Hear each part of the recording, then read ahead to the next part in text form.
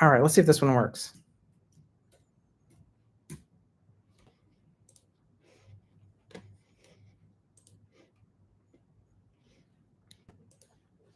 Let's give some time for people to join.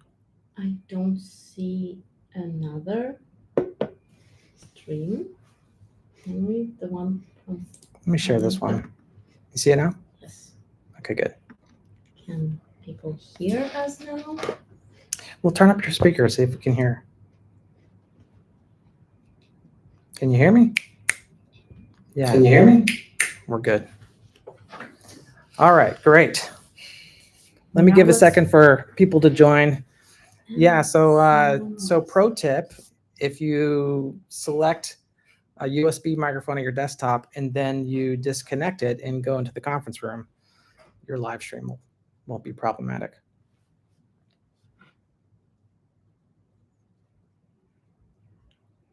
Let's wait for people to realize. I'm giving it a few more minutes. Reconnect.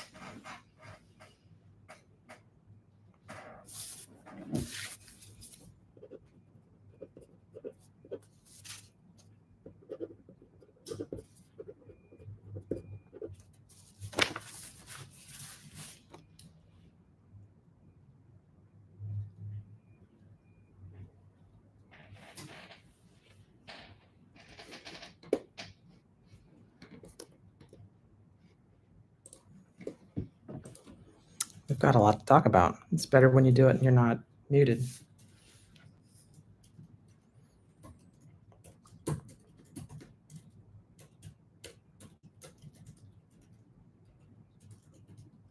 Just going to give it a few more seconds. Okay, it looks like we're good. All right, well, hello again. Welcome to the February live stream. This is where we're going to tell you what we've been up to for the last 30 days, give or take. It's been a lot. Like always, I have Natalia with me, so have her say hi again. She's going to help me keep organized here, but we have a lot to go over. One of the headline features we're going to go over is the client registration portal. We've tried to show that a few times in the past, but we've always been thwarted, so hopefully third time's a charm. So client registration portal, dashboard, support tickets, projects, billing, tax management, credit management, company settings, user profiles, APIs. We've got a ton of stuff that we've done since the last live stream. So let me share my screen so that we can get started. All right, so this is what I was showing before. This is the client login portal. This is the portal that your customers will log in to view the tickets that they have with you, the services that you are providing for them. And do we have projects this time as well? So yes. Yeah, we have the beginnings of actually allowing customers to see the status of projects too, which is pretty cool. So let me go ahead and log in. We've got this one set up here.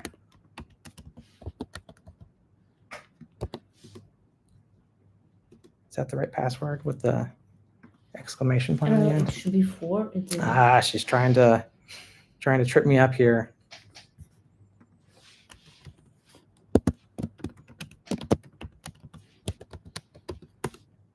Okay, so this is the customer portal.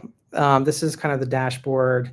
This is, should be pretty intuitive. New active project counter and navigation links. Those are the things that are done that are new for this time. Although I don't think we've ever shown this at all before. So nope. The whole thing is new. So yeah, you can just kind of see customers can see the invoices that they have outstanding, recent activity, tickets, projects. Let's go ahead and show support tickets. So, obviously they can view their open support tickets.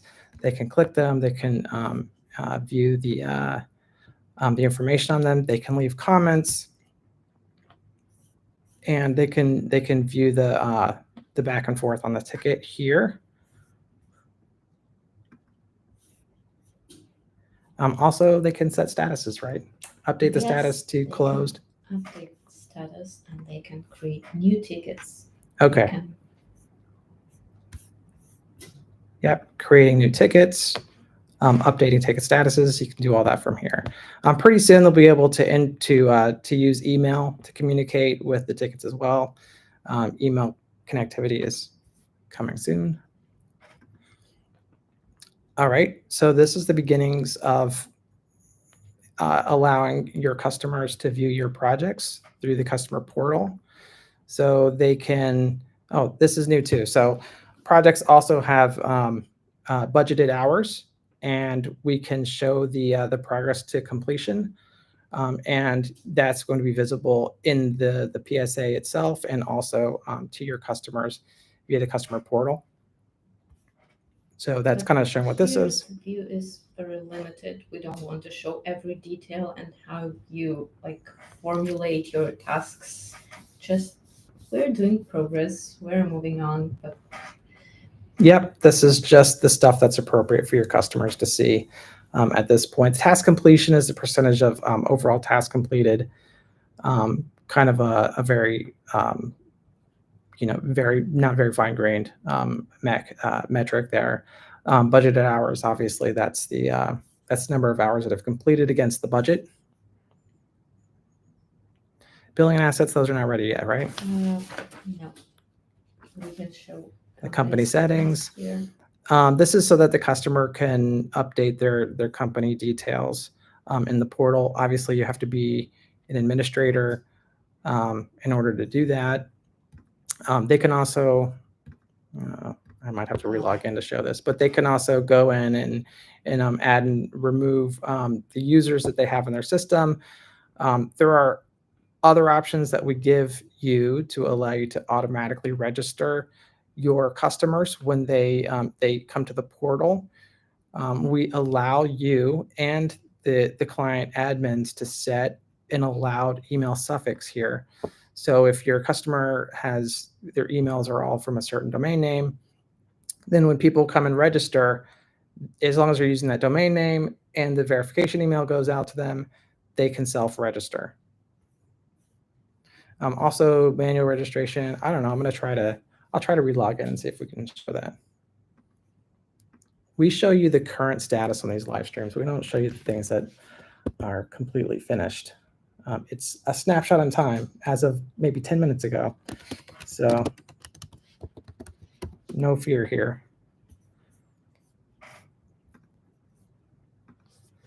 No, it's not going to go for me this time. Next time, we'll have something new to show for that. But do we want to show the registration? Can we do that? Like a email notifications are not configured here. Okay. The email with verification token will not go out. Maybe at least I can show the beginnings of it. You can type any email that ends in us.com. Okay, cool.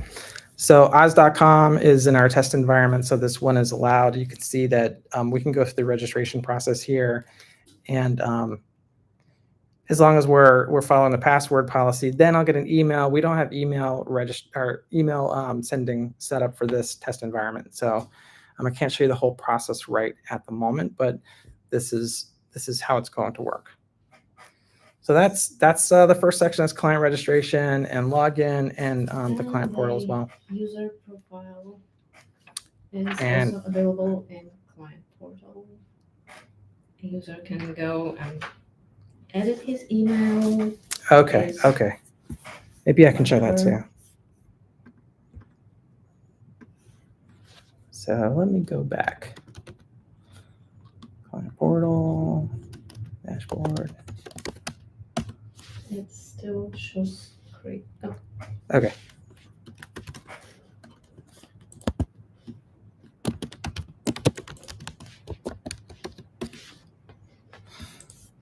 So also we have a user profiles section.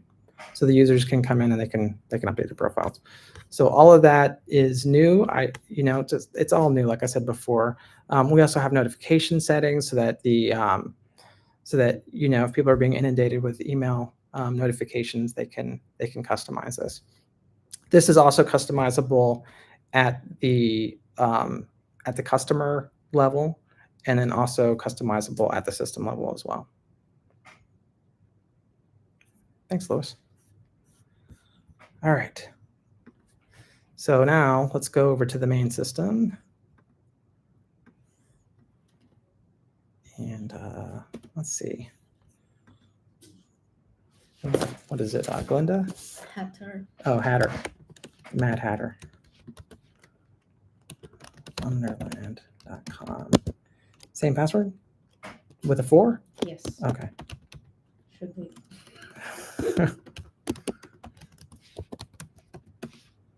Cool. All right. All right, cool. So the first thing we're going to show is billing updates. Just real quickly, let me go over some of these things. Company-specific invoice templates with fallback to system defaults, automated invoice email delivery, prioritized contact system, invoice finalization workflow, timestamps, and audit logging, service pricing on invoice detail lines for more accurate billing, the ability to edit invoice numbers for existing invoices, improved invoice detail view with company information. So some of this stuff is, I know there's more because I just finished more.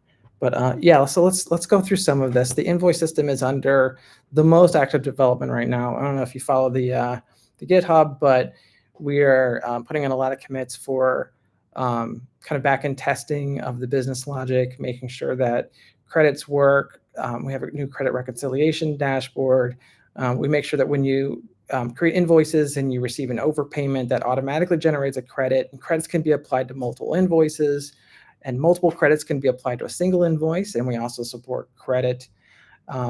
So the ability to put in credits that automatically expire, and then a credit expiration dashboard, and all that stuff is in here. And not on the list, unfortunately, but I'll go through it and I'll show you some of that stuff.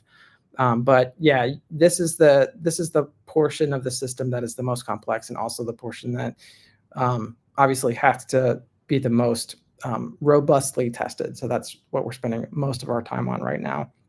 Unfortunately, that doesn't necessarily translate to the user interface here because we're doing a lot of backend testing. But hopefully, I can show you quite a bit. Let's see. So I've shown invoice templates before. Let me go ahead and show how, I can show, if you come into here now and view an invoice.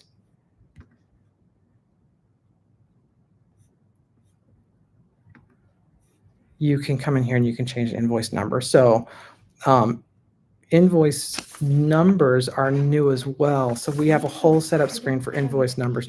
Let me just, and ticket numbers that can be. Yeah, we get so much done in 30 days that it's difficult to even find it all, to put it on the setting here. So let me go to the billing section here just to show you some of the things that have been done for invoicing. So we have this new invoice numbering system where you can put prefixes in. We can put padding in for the full size of the invoice number that follows the prefix. And then you can start at any number that you want to. So you can kind of see here a preview of what that should look like. $0 invoice settings. So a lot of PSAs, I kind of see them as kind of an operating system for your business. We want to automate as much as we possibly can. And that means much of the invoicing process is automated. You have your technicians, they're working on tickets, they're working on projects, the time is billable, the billing time becomes approved, becomes available on the next billing cycle for billing. The billing happens automatically, the credits are generated, the credits are applied.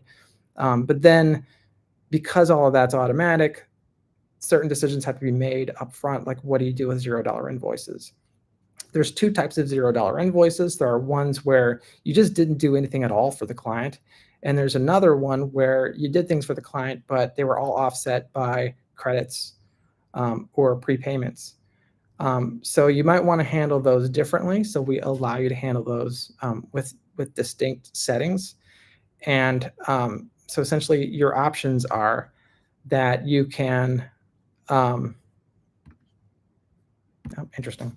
Yeah. So your options are with $0 invoices. You can either suppress them completely, or you can suppress them for only invoices that have no work done on them and generate them if there are line items. So kind of will give you the option to do things however makes sense for your business. Also, credit expirations are really interesting. You can enter credits. So maybe the way that your business works is you give customers a credit up front when you sign them up. You don't want to take that as an obligation to your company for all time. So you want those to expire over time. So you can put the number of days for the expiration in here, and then you can actually notify customers when their credits are about to expire. And credit expiration is more complicated than it sounds, although it probably sounds kind of complicated, but we do everything that we think we need to do to make this work robustly, which means we will use upcoming credits that are likely to expire sooner. So we use the credits in the order of their how soon they're going to expire. And then the credits with no expirations are used only after all the credits with expirations are all used up. So yeah, so we think all that is what you would want for a system like this.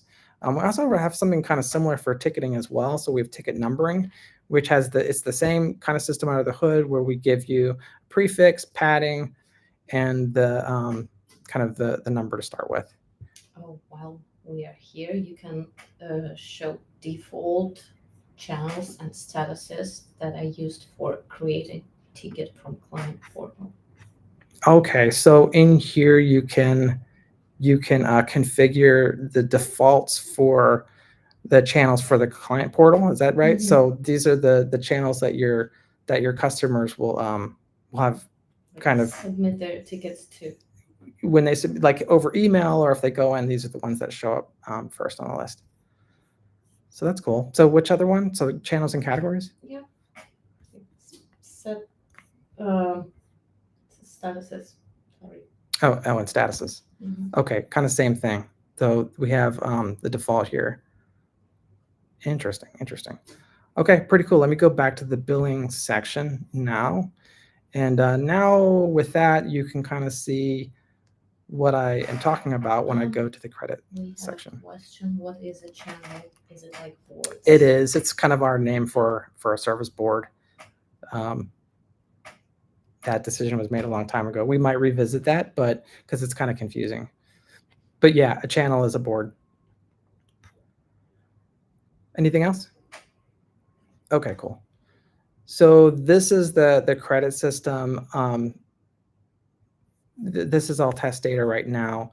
And we don't have any credits in for this account, but this is where you'll be able to come in. It seems like maybe this is a little overdone. I'm wondering if maybe we should make this less dashboardy and more just a list of upcoming credits. But essentially, what this will do is you'll get a kind of an overall view of your outstanding credits, how they're being used. And then for the customer list, the customers will be tagged if they have credits that are expiring soon. So in this section, you'll be able to add credits. Like I said, there's two ways to create credits. One, you can create basically you just add a credit to the account. It creates transaction history, a transaction entry in the transaction log. And then another way is if a customer overpays, or if for any reason, if an invoice goes negative, the difference between the invoice will become a credit, and that credit can be applied to future invoices. And as much as we like to believe that everything will always be perfect, there's always things that happen where your understanding of what a customer's credit and what the system says is the customer's credit may differ. So we give you kind of a reconciliation dashboard where we will flag those credits that we feel are not matching up with what the transaction log says they should be, and then we give you the ability to reconcile them either manually, and we offer you a recommended reconciliation that will bring the system into agreement with what the customer's current credit should be. But hopefully you won't have to use this very often. What else do we have? We going on to tax management now? Yes. Okay, taxes.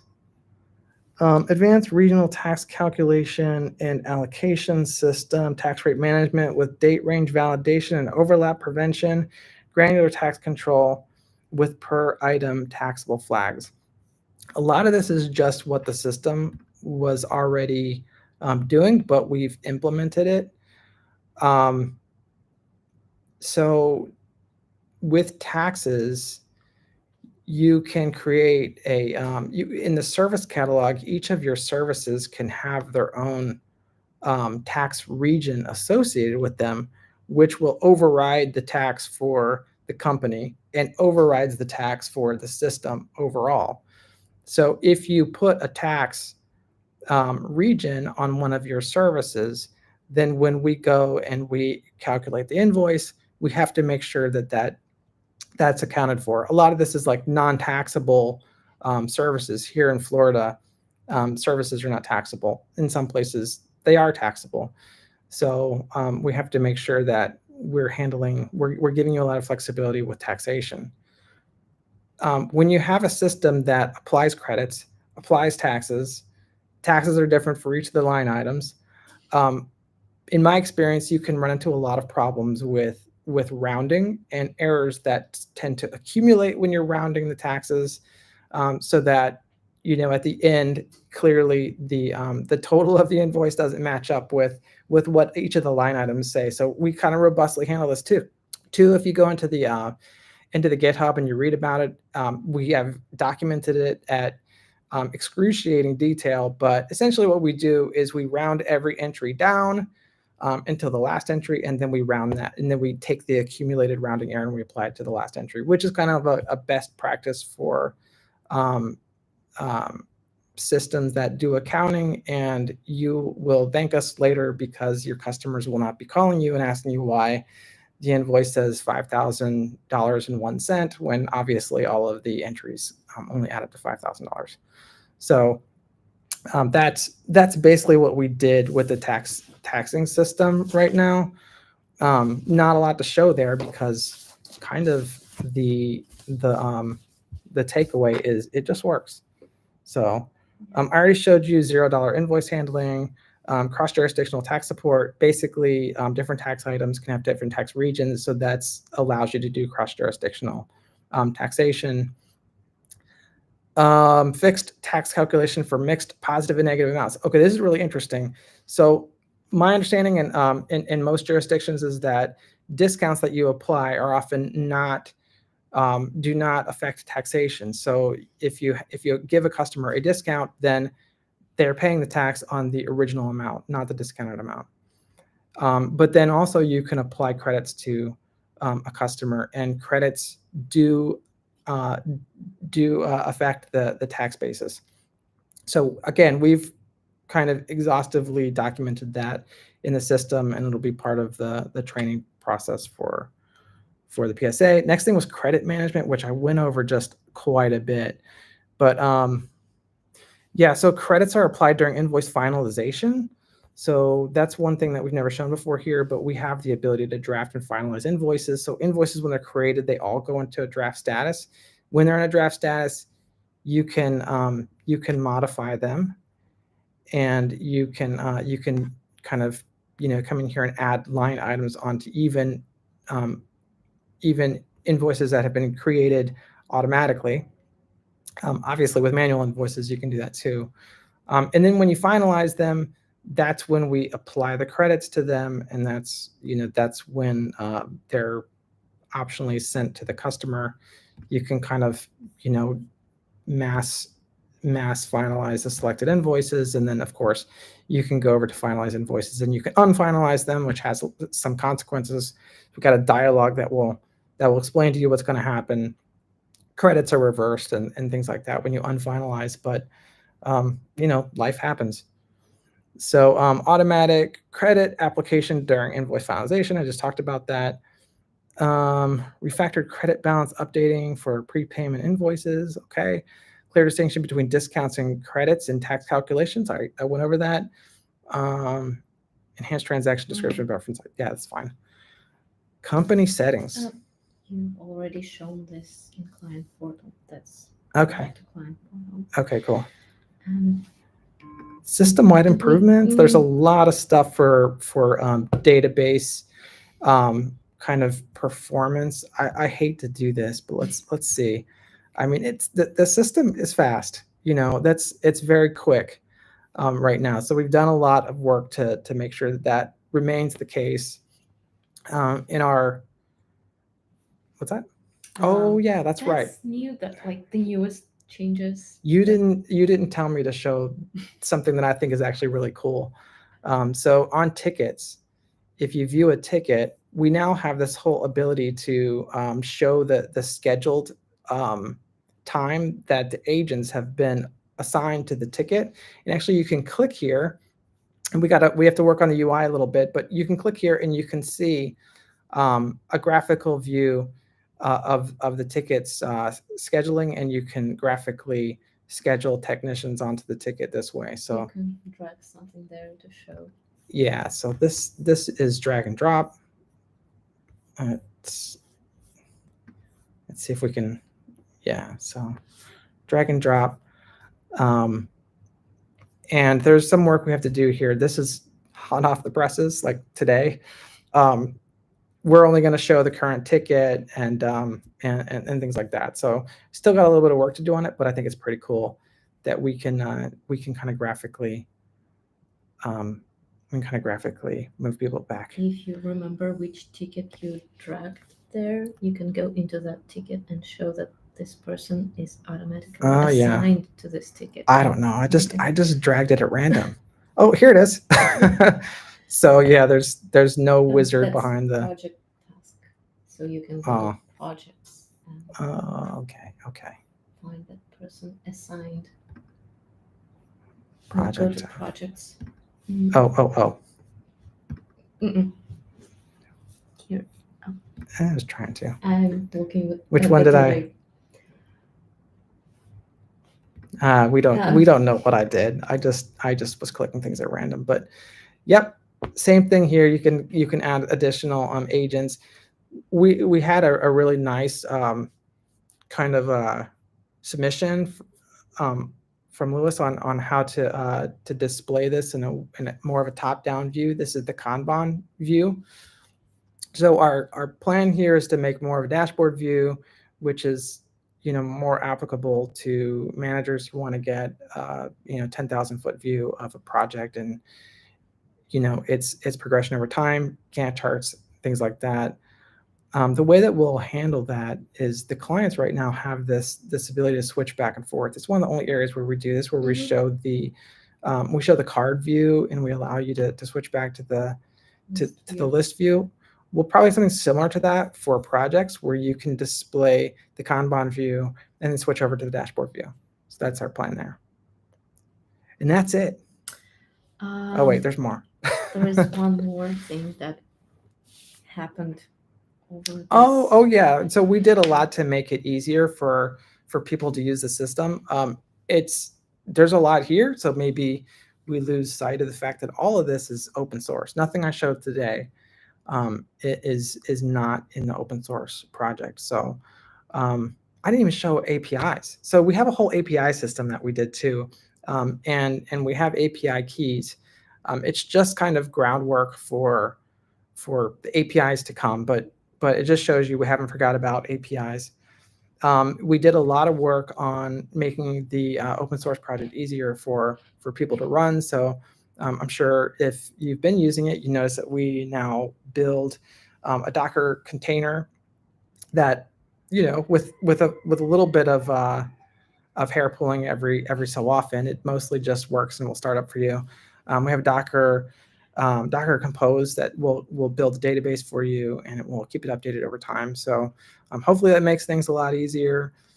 Yeah, so there's a lot to this platform that we're trying to keep friendly for on-premise customers.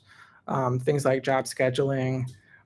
We do automatic credit reconciliation every night. We there's a lot of things that happen on a scheduled basis. So the job scheduler has to work inside of the open source project without too much configuration. So we're committed to always do that. You know, it's not going to be one of those things where it runs great in our internal environment, but it's impossible to set it up on premise. So, and yeah, so Lewis is saying it looks like we're getting close to a 1.0, and that is true. We are actually really close.